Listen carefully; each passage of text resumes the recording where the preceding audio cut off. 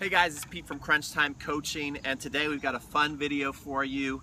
We're going to be going over some rackets, which I personally really love, and we're also going to be giving you a little bit of a lesson on how to change from your forehand to your backhand grip. So we will give you a little bit of instruction, but first let's get to the fun stuff.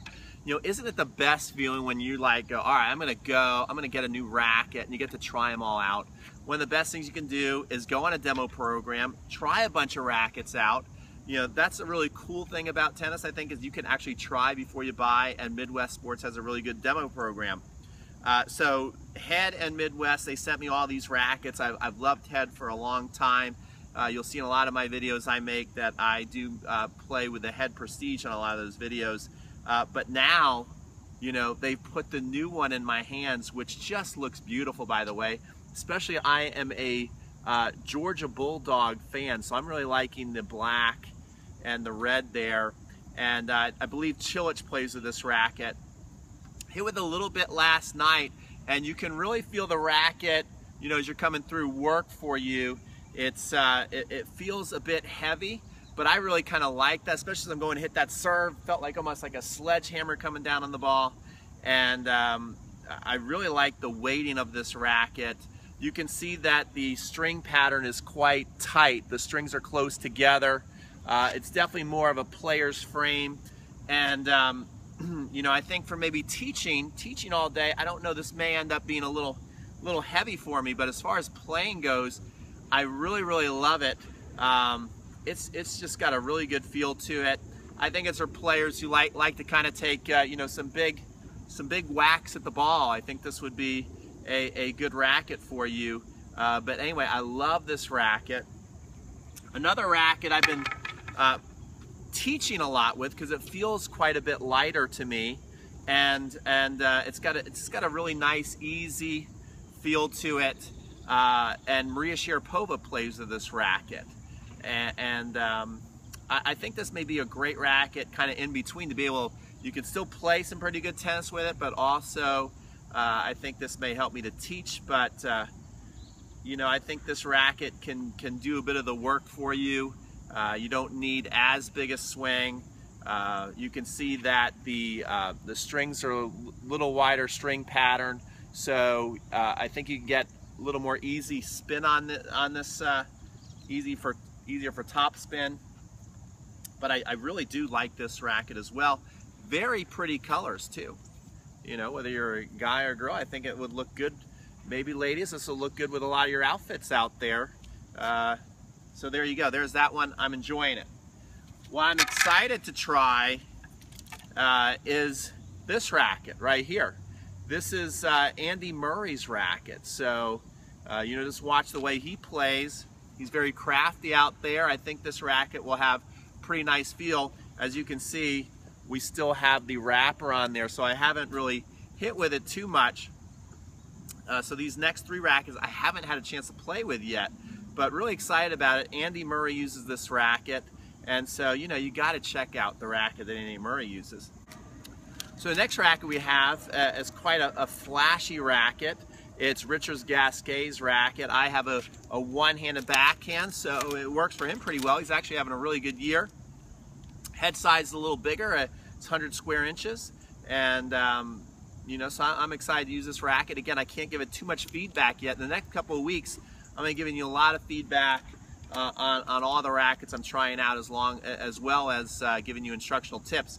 But this is Gasquet's racket.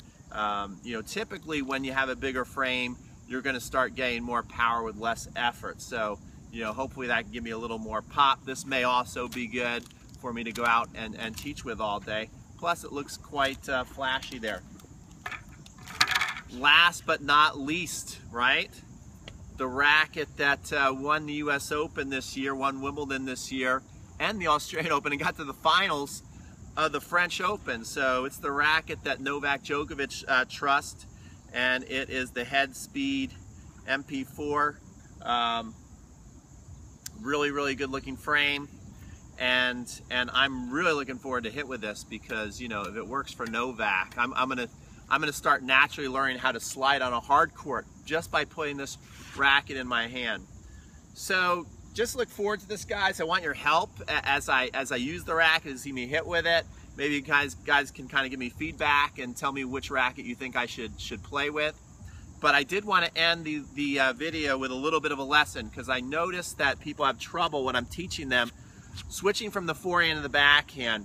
And I think it's one of those things that the more you're seeing the players play, I think most of them, I don't want to say most, but a lot of them, and I kind of like this play, Maria Sharapova does it, is to start in, if you have a semi-western grip, start your point returning in that semi-western grip, because you want to dominate with the forehand. And you don't I think what happens for a lot of people is they keep switching after they'll hit, and then they'll switch their grip, and then they'll hit, and then they'll get back to neutral. And I think having to do that over and over again, you see what I'm doing there? See, I'm making that move? I think doing that over and over again sometimes trips them up. So kind of feel the rhythm of the rally. I like to start with that forehand, and then if I can actually get a forehand return, I'll hit it, and I'm going to stay in that forehand grip as long as I can. And then let's just say I had a two-handed backhand. I'll do it for the two-handers today. Then all of a sudden, if someone hits it to my backhand, I'm really gonna, I'm already kind of in the grip I'm gonna have with the top hand. So all I gotta do is kind of turn the bottom hand. So as I make this move, see, I've already turned that grip. I've turned the grip, and now my strings are down this way. Now I can hit that two-hander. So here, really using the top hand to kind of twirl a little bit. See, I'm using and then boom, now I'm in the grip. So that's a good way. And what I think you should do, if you get stuck in between grips and you know, you're in a forehand, then all of a sudden you don't change grip and you find that you're hitting a backhand and your strings are open, the ball goes out. Practice at home. This is something you can practice. See, I'm practicing now. I'm switching grips from side to side. So I think just like hitting a forehand or a backhand, and this is the beautiful thing about it, is you can practice this off the court, is practice just changing your grips. I don't think a lot of people do that, but I think there's a lot of errors made in matches just because the grip change wasn't there. So just a little quick tip on the grip change.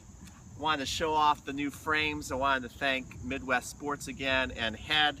We'll be talking about these rackets more in the next couple of weeks. It's Pete from Crunch Time Coaching, signing off. If you like this video, like it. If you want to subscribe and not miss any more of my videos, hit subscribe. And comment below. Let me know what you think. What should be the next racket? What should be the first racket really focus on for our next video? Our next video will be talking about the racket a little bit, but also giving more of a tennis lesson. So there we go, guys. Have a great day.